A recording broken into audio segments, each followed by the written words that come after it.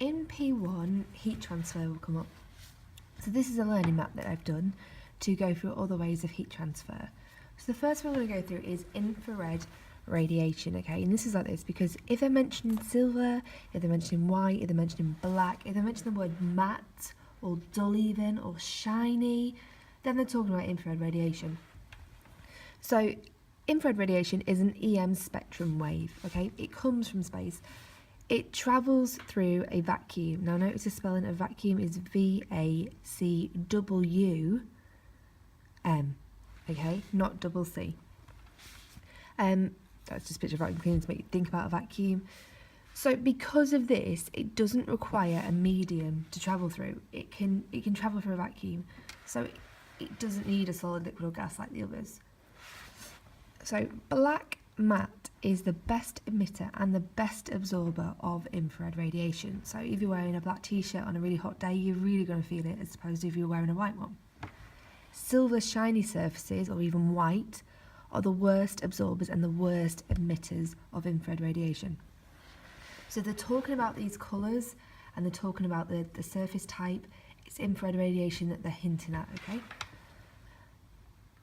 Then we have surface area. So if they're talking about something having a large surface area or even hinting at it, or a small surface area, that's also related to infrared radiation. The larger the surface area you have, obviously, the more infrared radiation you can absorb and the more you can emit.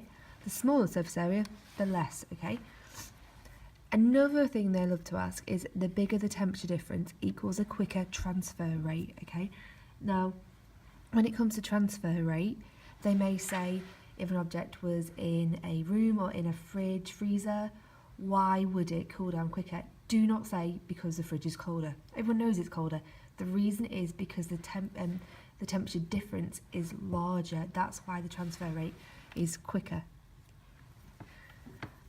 Then it asks you about appliances. It will always relate it to something. You might not have heard of it before, but there'll usually be enough information in the question for you to sort of gather what it's about.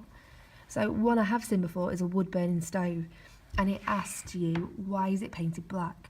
And it was worth 2 marks. And the answer is because black is the best emitter of infrared radiation. Because you've got to think about what is it designed to do. A wood burning stove is designed to heat the room, not take heat in, but to emit the heat, okay?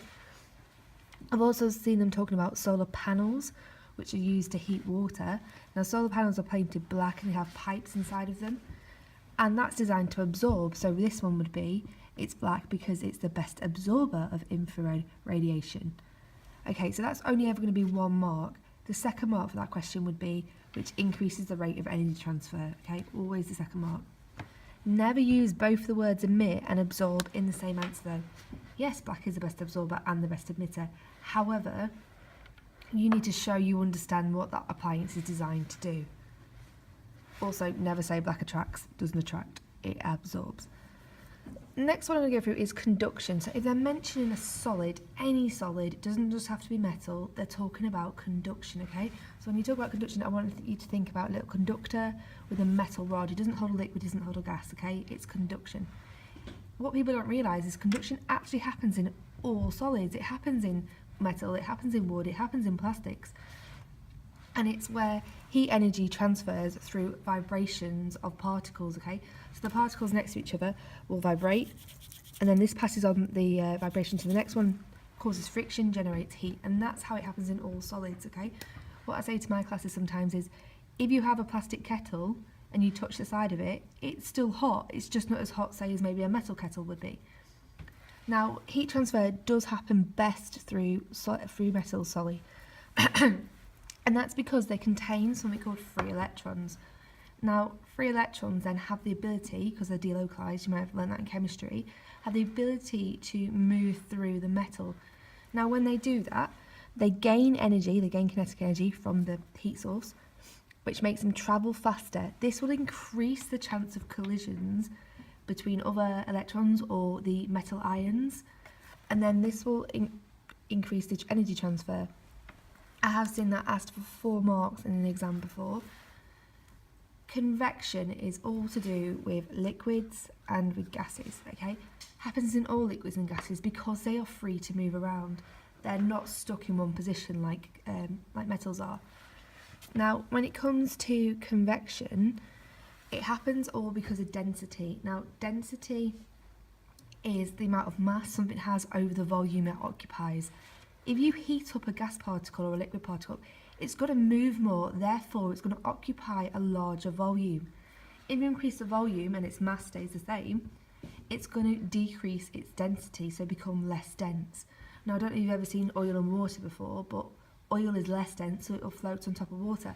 So due to this, when things become less dense, they rise above more dense particles, but that's not going to be forever, okay? So they then lose their energy to the surroundings. They then move around less, therefore their volume starts to decrease again, so their density increases. So you get heated, less dense, rise up, lose their energy to the surroundings, start to cool down, and then you get a current going. It's a nice continuous circular flow. I've seen them be a bit sneaky with these ones before. For example, they've talked about a fridge freezer and a fridge. Now everyone goes, oh, heat rises, which is true, heat does rise. However, if you put your freezer compartment at the top of the freezer appliance, it's going to be the opposite way around. It's going to be colder at the top than it is at the bottom, and that completely threw people around, okay? So don't just automatically go to heat rises.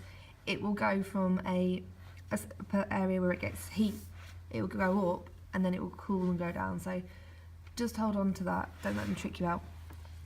Evaporation, condensation, now usually married together.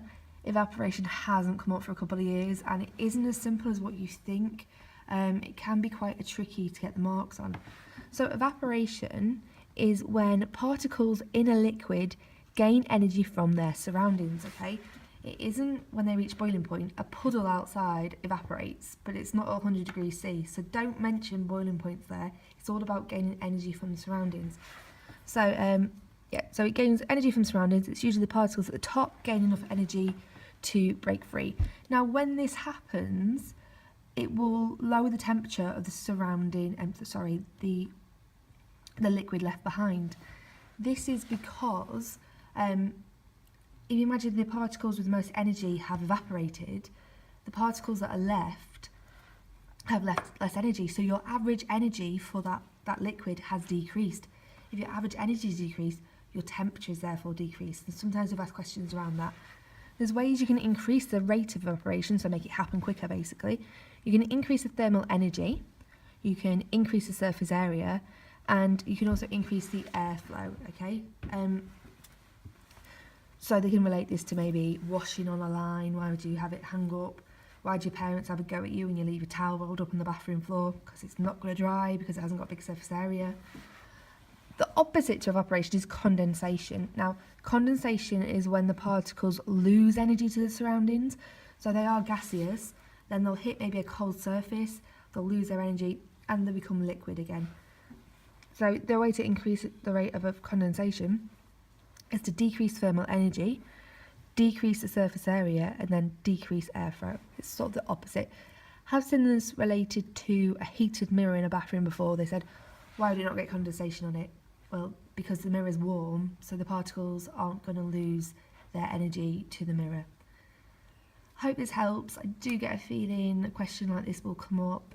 Don't get confused between the three, and make sure you use the correct word for the question.